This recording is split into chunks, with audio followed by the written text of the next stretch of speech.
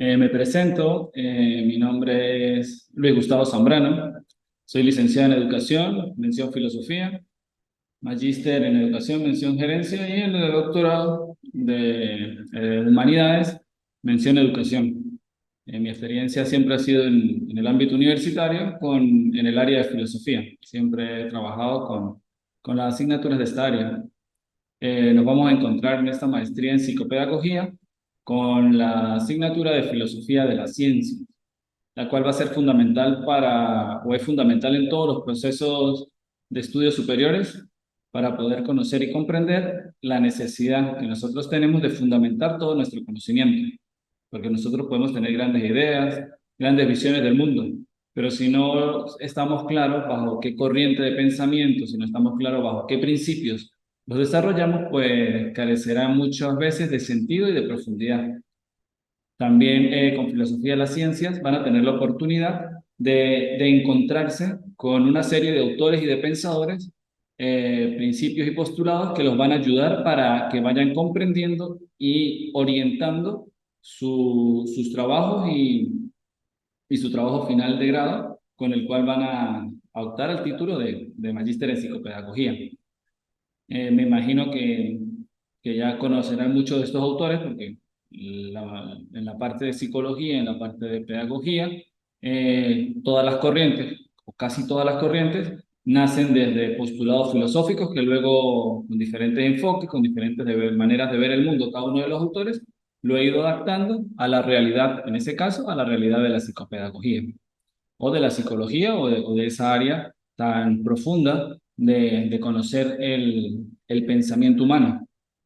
Como entrada, el origen de la palabra psicología, para irnos ubicando un poco en el contexto, viene del griego, que es psico, ¿sí? La palabra psico, psique, eh, que viene a ser alma, ¿sí? Es para los griegos, especialmente para Aristóteles, que fue el primero que caracterizó este estudio, lo llamaba, hay un tratado que se llama el Tratado acerca del alma, o el Tratado de Psicología, porque él ahí establecía de que existen tres tipos de alma: el alma vegetativa, que es el de las plantas, que solamente se nutre; el alma volitiva, que es la de los animales, que aparte de nutrirse, también se reproducen; y está el alma racional, que le correspondía al ser humano, que aparte de nutrirse, de reproducirse, también tenía la capacidad de pensar, argumentar y de hablar. Entonces, de allí tiene origen ese pensamiento orientado a la psicología. Luego, cuando con el boom de Augusto Comte en el siglo XIX, comienzan a decir, no, la ciencia es solamente todo lo que se pueda medir. Y claramente el alma jamás la vamos a poder medir. No la podemos agarrar y llevarla y verla en un microscopio, y entonces no la podemos estudiar en un laboratorio. Tuvo que reformularse el pensamiento de la psicología para poder entrar como una ciencia, como actualmente la vemos. Y esa ciencia ya tiene diferentes ramas, como la psicopedagogía, eh, estudios de conducta, diferentes, dependiendo de los autores, se han ido creando nuevas ramas. Por tanto, en cuanto a su origen, viene del estudio como tal de la filosofía. Aristóteles, quien es que plantea ese estudio del alma, ese estudio de la psique, lo marca dentro de los saberes que se originan dentro del pensamiento filosófico. Él no la distinguía como ahora nosotros distinguimos que la filosofía una parte y la psicología otra, sino que para él tanto la filosofía como la psicología iban de la mano. ¿Por qué? Porque se encargaban de estudiar el problema del ser humano desde el punto de vista del alma. Eso como introducción para que veamos que al ver filosofía de la ciencia dentro de esta maestría no es algo aislado, sino es algo que va de la mano, porque psicología nace de un pensador que fue Aristóteles, y él es uno de los grandes eruditos del punto de vista de la filosofía, y a él le debemos la clasificación de las ciencias, y dentro de ellas estaba el estudio o el saber del alma. Como primera parte, pues voy a presentarles el curso, ¿sí?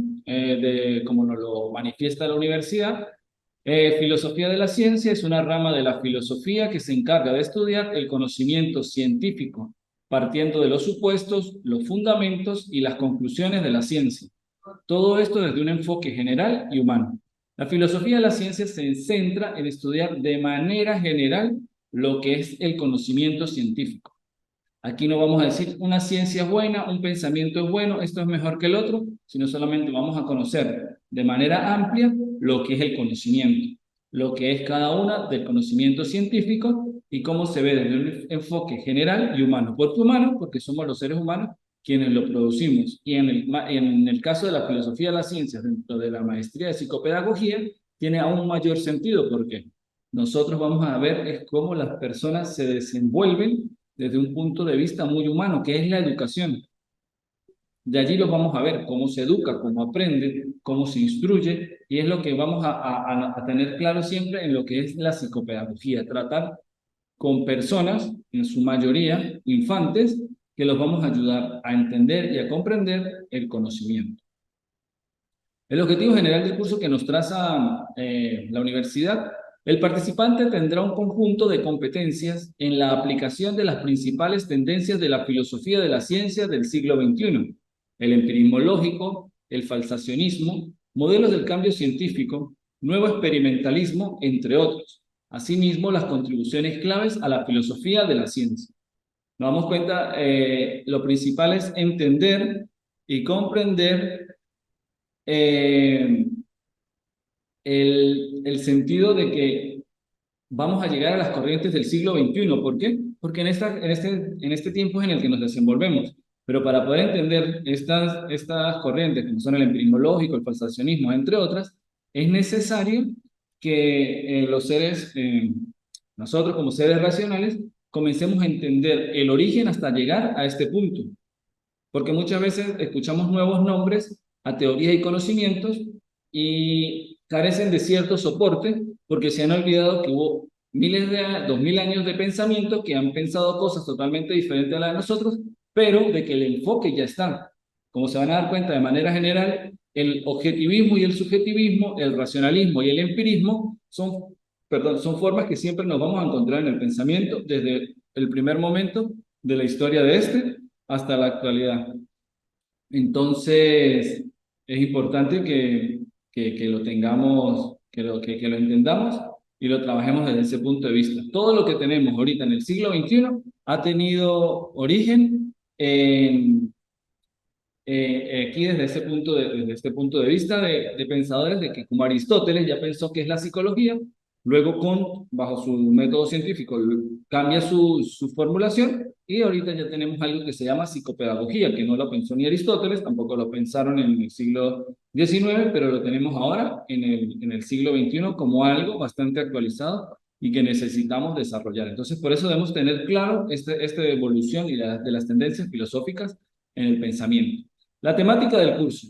Vamos a tener 3 unidades. Tenemos 3 encuentros. Cada encuentro va a ser una unidad donde vamos a conversar. Voy a tratar de exponer de manera general. Por eso es que estas clases son poco participativas desde el punto de vista de la clase, porque el tiempo es reducido y el tema bastante extenso. Y vamos a tratar de que nos queden claros los principios fundamentales sobre los que nos estamos fundamentando para el desarrollo de esto. Las unidades, la primera unidad, que es la que vamos a comenzar a trabajar y es sobre la que versa la primera actividad evaluativa, es la filosofía clásica y el problema del ser, es decir, del siglo V antes de Cristo al siglo XV, después de la era común. Es el problema del ser, el nacimiento de la argumentación epistémica. Ahorita vamos a tratar eso, vamos a entrar a profundidad de por qué existe ese problema del ser y el nacimiento de la argumentación epistémica. La segunda unidad, la filosofía moderna y la problemática del sujeto. Esto abarca los siglos XVI al siglo XVIII, donde el racionalismo y el empirismo son las bases fundamentales del problema moderno, de por qué se llega a esa manera de pensar. Si se dan cuenta, en filosofía siempre manejamos la cuestión de problemas, es decir, todo postulado, toda realidad que nosotros comparamos, inicia como un problema, algo que cuando ustedes van a hacer una tesis o un trabajo de grado, siempre el planteamiento del problema, siempre iniciamos desde un contexto que nos va a permitir desarrollar esa realidad. Y la unidad 3 es filosofía contemporánea y la búsqueda del sujeto del siglo XIX, perdona que hay un error tipiado, al siglo XX, siglo XXI, que es la crítica a la modernidad, crítica de la ciencia y del sujeto. ¿Cuál es la finalidad que perseguimos con este curso? ¿Qué es lo que todos debemos llegar teniendo como elementos mínimos al finalizar este curso? Primero, que el participante conozca e identifique los principales postulados del pensamiento filosófico. No es que vamos a conocer todas las teorías de la filosofía, pero sí el principal postulado de cada una de las corrientes que podamos trabajar. Segundo, consolidación del pensamiento crítico, donde desde las teorías abordadas se postulen argumentos en pro o en contra del objeto estudiado. Es fundamental de que en cada una de las actividades que ustedes van a desarrollar den su punto de vista. Pueden comenzar a hablar desde una corriente, desde un pensamiento, dar los postulados, los sustentos, pero al final tienen que dar su punto de vista, un punto de vista crítico. Una cosa es dar un punto de vista de pensamiento crítico, que por lo menos en la Ley Orgánica de Educación se promueve, que tenemos que tener un pensamiento abstracto y crítico, y hacer criticones. Criticón es el que habla por lo que ve solamente. Pensamiento crítico es cuando yo leo suficientes teorías y empiezo a plantear mi punto de vista a favor o en contra. Al final del curso podrán identificar las principales corrientes de pensamiento y sus autores, ubicándolos en su etapa histórica correspondiente. Vamos a saber que Aristóteles es de la edad antigua, que Descartes es de la edad moderna, que Nietzsche es de la edad moderna y algunos autores que vamos a tratar de la edad contemporánea. Entonces, debemos ubicarlos por lo menos para tener una idea clara, que es lo mínimo que nosotros deberíamos tener. Y cuarto, construir un discurso coherente, reflexivo y transformador de la realidad observada, partiendo de las ideas filosóficas y la argumentación crítica, que es lo fundamental. Si se da cuenta, dos veces colocamos, uno, tener pensamiento crítico, es decir, mi cabeza es capaz de transformar ideas en nuevas ideas, y una argumentación, ser capaz de darlas a conocer y de transmitirlas. Y vamos a darnos cuenta de que lo vamos a cumplir en cada una de las actividades que vamos a desarrollar. Este es el plan de evaluación. Ya este plan de evaluación ya tienen cada una de estas actividades dentro de la plataforma. Solamente que se van a activar las fechas de entrega según lo acordado y presentado en los lapsos de entrega. La primera actividad va a ser interpretar el origen de la filosofía desde el paso del mitos al logos. Esa es la primera actividad que va a sustentarse de lo que vamos a trabajar hoy, de lo que vamos a hablar y de lo que vamos a compartir. Como tal, es un ensayo interpretativo. Tienen que estar claro que un ensayo interpretativo es que yo leo, saco características principales y fundamentales según mi manera de ver el pensamiento, y luego las vamos a desarrollar y a plasmar de manera coherente a nuestro pensamiento. Por ejemplo, el paso del mito al logos, que lo vamos a ver ahorita, se considera como el nacimiento del pensamiento racional como tal en Occidente. Esto ya existe, ese pensamiento ya está y no podemos cambiarlo, pero yo puedo tener una visión interpretativa de eso muy diferente. Yo puedo verla como el gran avance de la humanidad, otra persona lo puede ver como el gran atraso de la humanidad y dar sus argumentos. Y otros pueden decir, no es algo tampoco tan importante, pero siempre vamos a tener la capacidad de interpretar y decir por qué yo estoy llegando a esa interpretación. Eso es lo bueno de la filosofía, que nos va a dejar que nuestro pensamiento vuele, pero desde un punto de vista argumentado y relacionado al objetivo que vamos persiguiendo en cada una de las actividades. Porque al final nuestro trabajo de grado va a ser eso, que nuestra mente vuele sobre un problema, sobre un tema que tenemos que trabajar, pero siguiendo unos lineamientos básicos. La segunda unidad se va a evaluar con exponer comparativamente el acto de conocer desde la perspectiva del objetivismo y del subjetivismo. Es una composición. ¿Sí? Ustedes van a ser libres de hacer un ensayo, como ustedes lo quieran realizar. La única limitante es que estén dentro de la actividad de evaluación que estamos desarrollando bajo el tema que estamos asumiendo para dicho fin. Y la tercera actividad es la importancia del falsacionismo y la crisis de la razón moderna. Es una videoconferencia. Por eso les decía, vamos a argumentar y vamos a tener pensamiento crítico y una argumentación crítica. En las dos primeras actividades vamos a poder desarrollar y practicar y hacer un ejercicio sobre el pensamiento crítico. Y por último, en la última actividad vamos a tener la argumentación crítica. Vamos a dar a conocer la importancia del falsacionismo y la crisis de la razón moderna por medio de un video. Ahí ven en la plataforma, ya tienen estas actividades y las indicaciones que deben cumplir en cada una de ellas. Igual la fecha de entrega, lo ideal sería que para el 22 me entreguen la primera, para el 5 de agosto la segunda y para el 13 la última entrega. Igual todas las actividades van a estar abiertas hasta el 15 de agosto. Ya ese día ya no van a tener más lapso de tiempo porque van a tener alrededor de un mes para irnos colocando al día con cada una de las actividades. Pueden ir investigando, pueden ir desarrollándola, pueden ir pensando, por ejemplo, para el próximo encuentro, ya pueden ir teniendo una idea ustedes investigada sobre lo que es el objetivismo y el subjetivismo.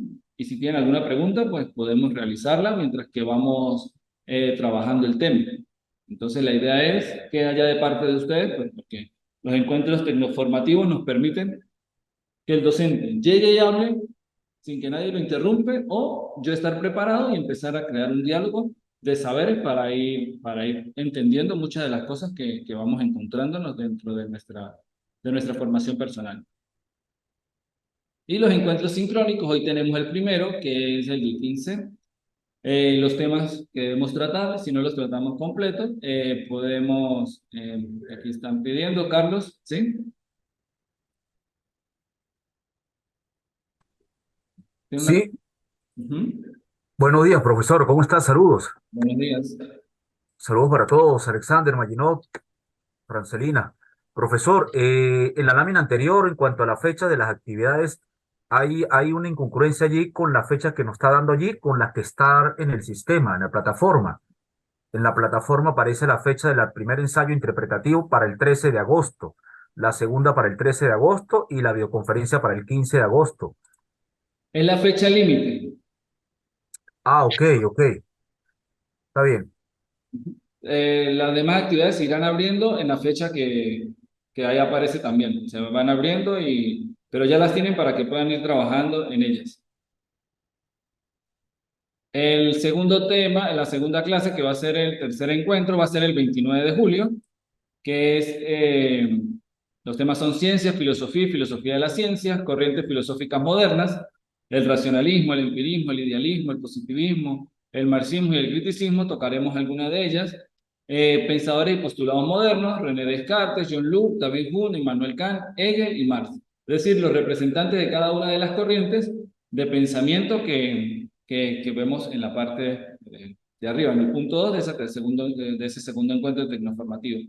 Y el tercer encuentro, que ya es el último, sería corrientes filosóficas contemporáneas, estructura de las revoluciones científicas, criticismo y filosofía de la ciencia, Nietzsche y la crítica a la modernidad, fenomenología, existencialismo, teoría crítica de la Escuela de Frankfurt. Y por último, crisis de la razón y crisis de la filosofía de las ciencias. Ahí tenemos el trabajo de la videoconferencia, perdón, donde vamos a hablar sobre el falsacionismo y la crisis de la razón de la ciencia moderna. Entonces, es fundamental. Igual el plan de evaluación y este plan de clase lo encuentran debajo de la presentación, en la plataforma, van a encontrar en PDF este material para que lo puedan tener a la mano cuando lo necesiten.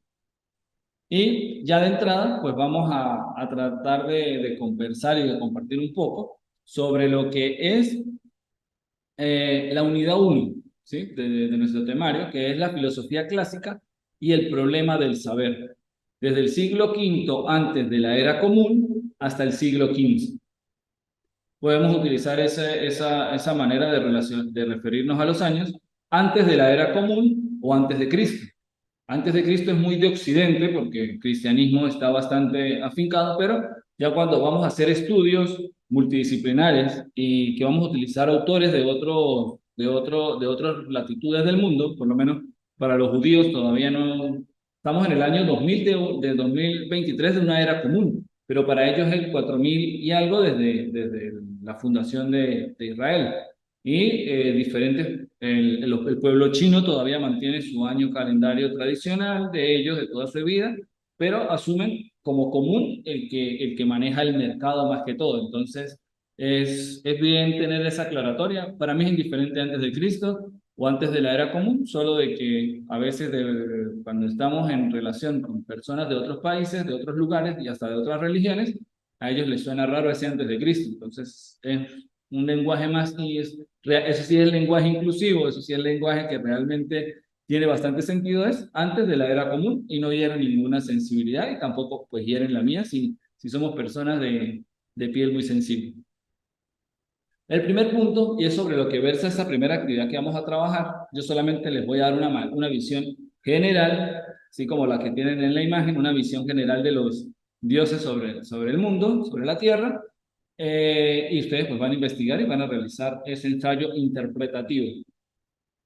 El paso del mitos, o del mitos al logos, es decir, el paso de la creencia religiosa, mitológica, al de la razón, eso es lo que significa logos. Logos puede significar eh, palabra, ¿sí? También puede significar razón de ser. Entonces, en este caso es la razón.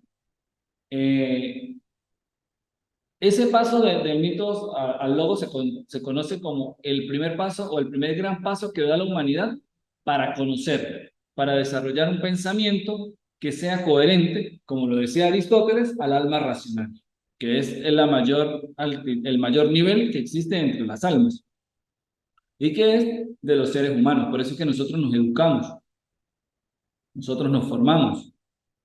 Y por más que queramos decir que un animal es bien educado, su capacidad lo lleva solamente a instruirse, a seguir órdenes. Ya Paulo, por medio del condicionamiento, nos dejó claro de que los animales, sin importar su raza, su especie, al final siempre va a actuar por un premio o por un castigo.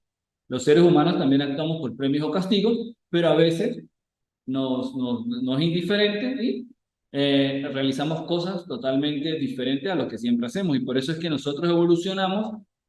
Anteriormente teníamos un teléfono que pesaba 3 kilos y ahora tenemos teléfonos pequeños que no pesan nada o grandes que también son de un peso bastante limitado. Tenemos esta posibilidad de comunicarnos porque ya hubo alguien que dijo, ¿por qué no hablamos? No es necesario estar en el salón de clases, sino lo podemos hacer por medio de otro sistema y crean ese sistema y esas plataformas.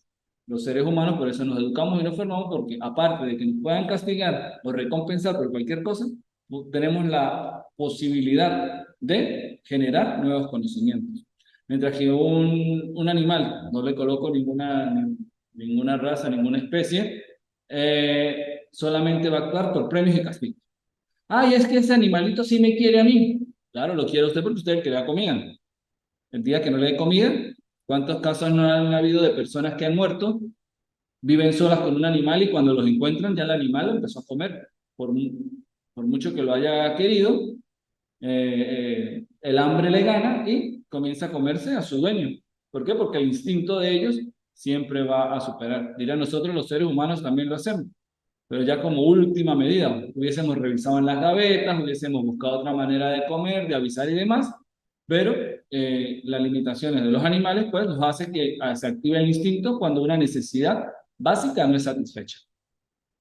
Entonces el paso de mitos al logos es cuando nosotros como seres humanos nos damos cuenta de que los dioses no hacen, el mundo no funciona como los dioses quieren, sino que dice un señor que es Tales de Mileto, al que se le atribuye la primera argumentación filosófica, y dice, pero ¿por qué? ¿Por qué tiene que ser el dios Zeus el que me va a dar la respuesta? ¿Por qué tengo que sacrificar 15 vírgenes a Poseidón para que no se inunde de nuevo mi, mi pueblo? O sea, no le consigo lógica a eso.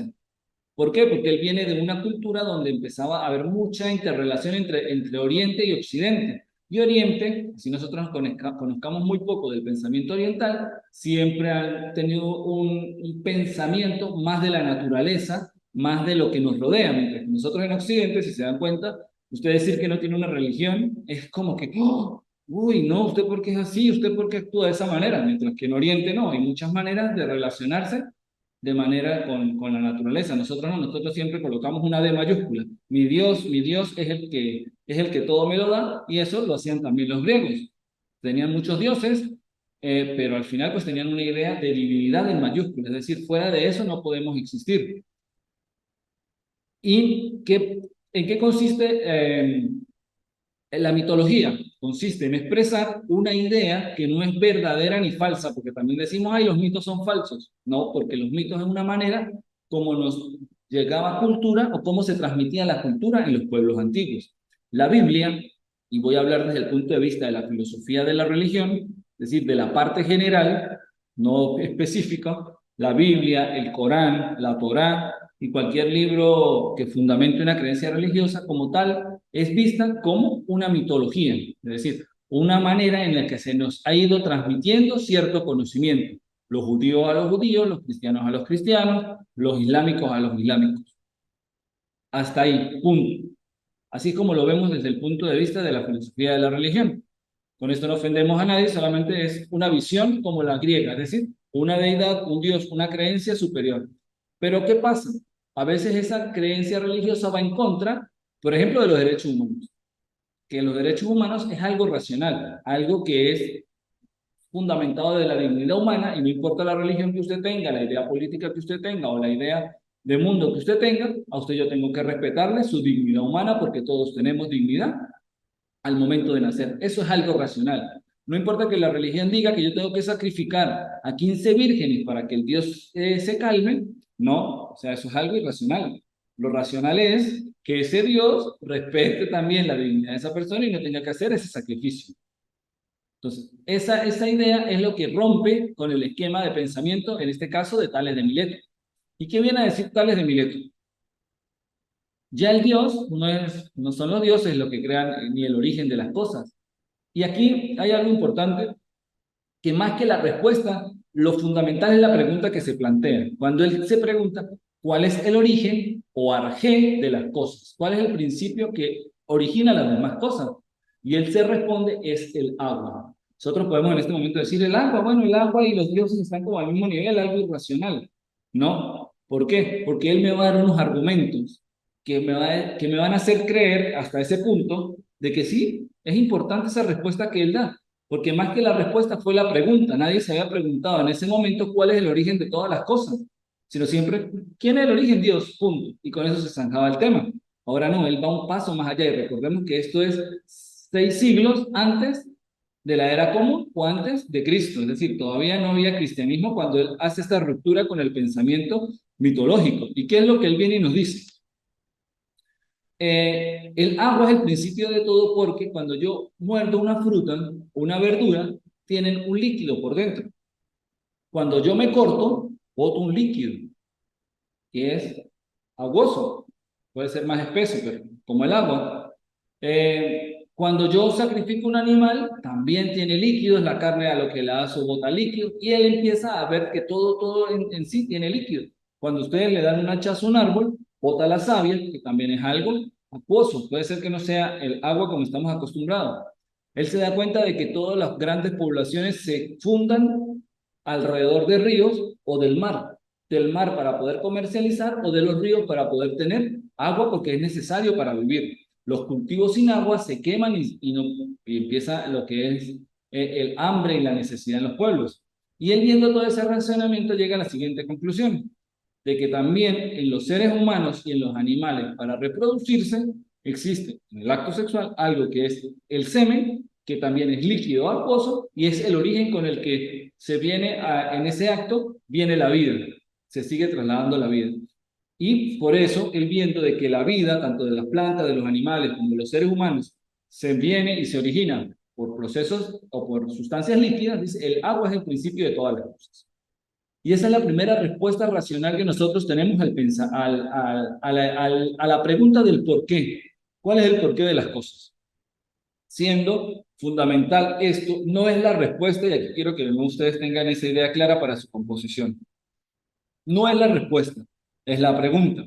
El porqué o origen de todas las cosas, el principio original de todas las cosas, ¿qué es?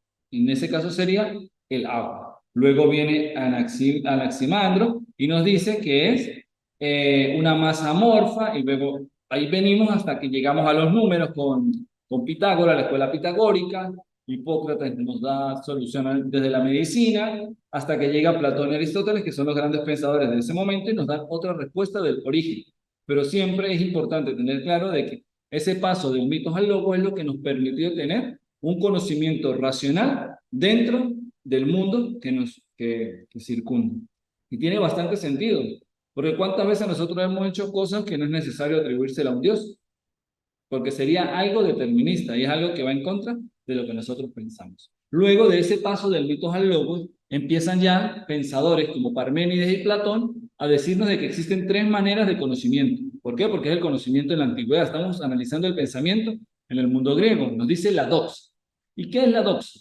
La doxa es la opinión y el conocimiento vulgar. Ojo, vulgar no viene como nosotros lo vemos, de algo sin sentido, de algo que no presenta mayor trascendencia o de palabras mal usadas, ¿sí? Sino el vulgo, la palabra vulgo, viene pueblo, es decir, el conocimiento del pueblo, el conocimiento que tiene el pueblo de voz en voz. Por ejemplo, la mitología podría ser una doxa, una opinión que se va dando de cómo vive el mundo, de cómo se ha venido. Para Parménides, que uno de los primeros grandes pensadores de la edad antigua, nos dice que son las apariencias, las ilusiones y los engaños. ¿Por qué? Porque la doxa es algo que muchas veces no podemos comprobar. ¿Cuántas veces nosotros nos han llegado rumores de otra persona? Y eso es doxa, es decir, rumores, una opinión de alguien. Pero esa opinión no significa que sea lo verdadero, sino que cuando yo voy y leo el libro, ay, mira, 100 años de soledad no trata de eso, trata de esto, y toda la vida a mí me dijeron que trataba de esto, es decir, una opinión que muchas veces me puede ser una apariencia, una ilusión o un engaño. Y Platón dice que existe el mundo de la opinión, que es el conocimiento sensible, el que puede engañarnos o acercarnos al error. ¿Ve? Entonces, por tanto, no lo vemos como un conocimiento de mayor profundidad, sino es el conocimiento que tiene el pueblo y se transmite de generación en generación. Es el conocimiento que nuestros padres nos pueden pasar a nosotros. Es malo, no sé, es salir al sereno. Luego salimos como adultos al sereno y nos damos cuenta de que no nos pasa nada y es un conocimiento que se ha ido de generación en generación, que no es mentiras, pero que tampoco es totalmente como ellos nos lo plantean. La segunda forma del conocimiento de la antigüedad es la episteme, es decir, el conocimiento justificado como verdad. Y este es el que nosotros debemos cultivar. Es el conocimiento que ustedes cuando vean la epistemología dentro de esta maestría van a conocer unas formas de llegar al conocimiento científico. Porque como les decía al principio, el conocimiento que nos va a dar filosofía de la ciencia es conocer de manera general el conocimiento humano. La epistemología nos lo va a hacer más ir a cuestiones de método como tal. Y es lo que nos dice aquí, se logra comprender empíricamente y racionalmente, es decir, es la ciencia, comparar el método con la observación. Es decir, si yo voy a ver si las plantas son verdes, me acerco y, ay, sí, las plantas son verdes, pero también hay rojas, hay amarillas, hay azules. Por tanto, existe una clasificación de las plantas que también se la debemos en su momento a Aristóteles. ¿Por qué? Porque es la manera de pensamiento epistémico, es decir, el racional, el yo comprobar que en la realidad existe lo que estoy diciendo, es decir, la verdad. Platón nos dice que es el mundo de la ciencia, el inteligible, es algo que va más allá, es algo que nosotros vamos construyendo y vamos profundizando. Y tenemos el tercer conocimiento, que de aquí es donde, con este es que realiza la gran ruptura Tales de Mileto. ¿Por qué? Porque este nos habla de la técnica de la tecne, que viene a ser ese conocimiento en el mundo griego del destino y de la fortuna. Es decir, para Platón, la aplicación deliberada de la inteligencia a alguna parte del mundo que proporciona cierto dominio sobre la tique, destino o fortuna. Es decir, la técnica nos ayuda a dominar eso que nos dicen la fortuna. Ay, no, nosotros nacimos en tal lugar y por eso es que yo tengo que ser pobre. No. Platón, con este conocimiento de la técnica, nos dice de que nosotros luchamos contra esa creencia, contra ese pensamiento de que porque yo estoy en un lugar, automáticamente mi destino es ese. Y eso es otra cosa con la que rompió Tales de Mileto, cuando se decía, yo tengo que sacrificar 15 vírgenes porque si no el Dios se va a molestar. Y siempre el Dios en agosto se molestaba porque eran las inundaciones o eran las sequías, dependiendo del lugar donde estuvieran. Y Aristóteles, ¿qué nos dice? El arte de ser productivo acompañado de la razón verdadera, es el saber hacer. Entonces, esa es la técnica. ¿Cuántas personas saben? Pregunten ustedes cuántas personas que nos arreglan un automóvil han estudiado para eso. Muy pocas, porque es un oficio que se va pasando de generación en generación. Y eso es lo que es la técnica. Conocimientos que nosotros tenemos por la aplicación manual, es el saber hacer algo. Entonces tenemos tres formas de conocimiento. La doxa, que es la opinión, que es el conocimiento del vulgo. Segundo, la episteme, que es el conocimiento científico, que es el que nosotros estamos estudiando y estamos desarrollando en las universidades y en este caso en nuestra maestría de psicopedagogía. Y tercero, la técnica, que es romper con el destino, es decir, es buscar la manera de que llegue el agua a nuestra casa. No, pero es que en esa montaña, en ese desierto no se pueden construir casas. ¿Cuántas casas ya no hay en el desierto? ¿Por qué? Porque por medio de la técnica hemos podido ir dominando siempre varios lugares. Otra cosa importante y fundamental que nosotros en esta maestría de psicopedagogía debemos tener claro es el origen de la educación como nosotros la concebimos hoy en día. Y eso la tenemos así gracias al mundo griego. La educación en la educación antigua, la educación en Grecia, se caracteriza por unas cosas que ahora en la actualidad todos los sistemas educativos mundiales están tratando de dar primacía. Anteriormente éramos como esa papelera en la que echábamos conocimientos y luego la vaciábamos en el momento de realizar un examen escrito, y ahora buscamos que la educación tenga más elementos, y eso es lo que ustedes por medio de la psicopedagogía analizan y estudian para que no solamente el niño inteligente es el que saca 20, sino el niño inteligente es el que sabe estacionarse bien, el que sabe caminar bien, el que sabe jugar bien fútbol, el que sabe ubicarse. ¿Por qué? Porque son diferentes inteligencias y diferentes maneras en el que todos aprendemos en la vida, y es algo que en el siglo XXI y en la actualidad tiene bastante hincapié. Gracias a los griegos, la educación se centró en el desarrollo pleno del ser humano, debido a que incorporaron los siguientes elementos. Y estos son los elementos de la educación griega que en la actualidad queremos rescatar. Primero, la cultura. Es considerada como un medio, un instrumento que permite al hombre dar al cuerpo y al espíritu toda la belleza y la fuerza de que son susceptibles. Esto lo dice Platón. Es decir, la cultura, a nosotros nos gusta una película, nos gusta el arte, nos gusta disfrutar de tradiciones de nuestro pueblo, ¿sí?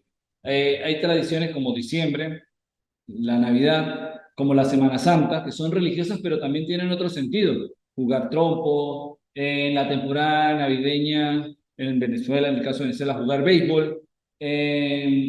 Cuando está el mundial, todo el mundo tiene un uniforme de un equipo. Es decir, son cosas que hemos ido creando y que nos ayudan y nos enriquecen.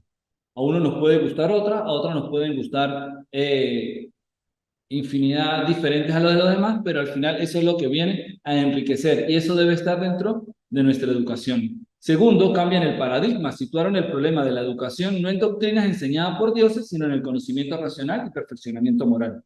Y es algo que por lo menos en todas las constituciones está contemplado, que los docentes tienen que tener comprobada idoneidad académica, pero también moral. ¿Por qué? Porque vamos a formar al próximo ciudadano, quien debe darnos esa misma importancia dentro del conjunto social. La tercera característica es definir la búsqueda del hombre, centrada en que se viva con dignidad, es decir, el objeto de la vida es ser feliz y bellamente. Esto nos lo dice en la Ética Nicómaco Aristóteles. Y los derechos humanos, que es el gran avance de la humanidad, ese es el gran avance que ha tenido la humanidad, que son reconocer que todos tenemos la misma dignidad ante las leyes, ante la vida y ante los demás. Cuarto elemento son las artes cultivadas. La educación primaria se sustentaba en la enseñanza de la gramática, la aritmética, la escritura y la memorización de pasajes seleccionados con sentidos de lecciones morales. Por más que ellos promovían la memorización, la marcaban como tal en sentido de que estas lecciones fuesen morales. ¿Por qué? Porque si yo voy enseñando, voy practicando cosas morales, pues me van a dar. Un caso moral fundamental para entender el mundo griego es el mito del rey Edipo, ¿sí? La tragedia, es una tragedia griega, y en la psicología lo estudian de que existe el complejo de Edipo y de Electra, pero hay que estudiar y leer realmente esa tragedia para entender la trascendencia que tiene dentro del mundo griego, esa concepción, y que ahora nosotros en psicología lo utilizamos.